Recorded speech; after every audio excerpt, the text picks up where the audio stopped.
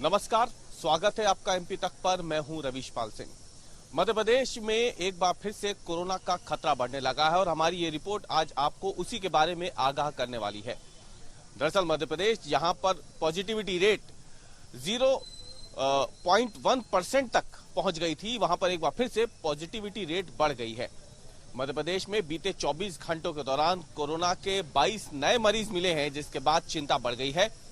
मुख्यमंत्री शिवराज सिंह चौहान ने अब इसमें एक आपात बैठक बुला ली है।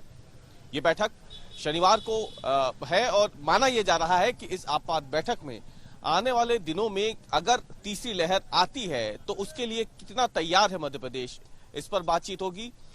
जहां बेड बढ़ाने की जरूरत है उस पर भी बातचीत होगी और इसके साथ ही ऑक्सीजन प्लांट जिन जगहों पर लगने बाकी हैं वहां पर जल्द से जल्द ऑक्सीजन प्लांट लग जाए, इस पर भी इस बैठक में बातचीत होनी है। अब आपको बताते हैं कि दरअसल क्यों मध्य प्रदेश में एक बार फिर से कोरोना का खतरा बढ़ रहा है, ऐसे समय में जब तेजी से वैक्सीनेशन हो रहा है। हफ्ते में 7 दिन मध्य प्रदेश में अब वैक्सीनेशन शुरू हो गई है और करीब करीब 4.5 करोड़ से ज्यादा लोगों को मध्य प्रदेश में वैक्सीन का पहला डोज लग भी चुका है। ऐसे में एक बार फिर से ये खबर डराती है कि मध्य प्रदेश में कोरोना कहीं फिर से दबे पांव दाखिल तो नहीं हो रहा है। अगर हम जो स्वास्थ्य विभाग का बुलेटिन है उसी पर नजर डालें तो उससे पता चल जाएगा कि कैसे मामले बीते कुछ दिनों में बढ़े हैं। 1 सितंबर को जहां मामले, अगर हम बात करते हैं मध्य प्रदेश में कोरोना के नए मामले, तो 11 नए मामले आए थे, लेकिन उसके बाद जो रिपोर्ट आई 2 सितंबर को उसमें 18 नए मामले हो गए और 3 सितंबर को जो नए मामले आए हैं उसका आंकड़ा 22 तक पहुंच गया है, यानी जो रिपोर्ट आई थी शुक्रवार शाम को। तो जाहिर सी बात है, ये बता रहा है कि कैसे धीरे धीरे मामले सितंबर के इन 3 दिनों में बढ़े हैं। इसके अलावा जो पॉजिटिविटी रेट है वो भी 0.3% तक पहुंच गई है, जो कि चिंता की बात इसलिए है क्योंकि ये पॉजिटिविटी रेट बीते कुछ दिनों के मुकाबले बढ़ रही है।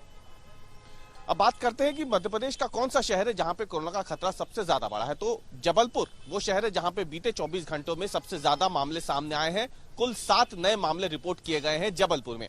राजधानी भोपाल में 4 कोरोना के नए मामले सामने आए हैं, तो वहीं इंदौर में, जो कि सबसे बड़ा हॉटस्पॉट मध्य प्रदेश में माना जाता है कोरोना का, वहां पर अब तक बीते 24 घंटों में 2 नए मामले सामने आए हैं। यहां पे यह बात जानना जरूरी है कि इंदौर वो शहर है, देश का पहला शहर जहां 10 लाख से ज्यादा आबादी वाला शहर, जहां पे 100% वैक्सीनेशन पहले डोज का हो चुका है। लेकिन इसके बावजूद इंदौर में अगर मामले सामने आए हैं तो ये चिंता की बात है। हालांकि इंदौर में फिलहाल मामले जबलपुर और भोपाल के मुकाबले कम है। इंदौर से कहीं ज्यादा छोटे शहर सागर में इंदौर से ज्यादा नए मामले सामने आए हैं। मध्य प्रदेश में कोरोना अगर दबे पांव इस तरीके से आगे आता है, बढ़ता है, तो ये चिंता की बात इसलिए भी ज्यादा हो जाती है क्योंकि बीते ही दिनों मध्य प्रदेश में 6ठी, 7वीं और 8वीं की कक्षाएं भी खुली है और ये वो वर्ग है छात्रों का जिनका वैक्सीनेशन नहीं हुआ है। 6ठी से लेकर 12वीं तक की कक्षाएं मध्य प्रदेश में खुल रही हैं 50% क्षमता के साथ।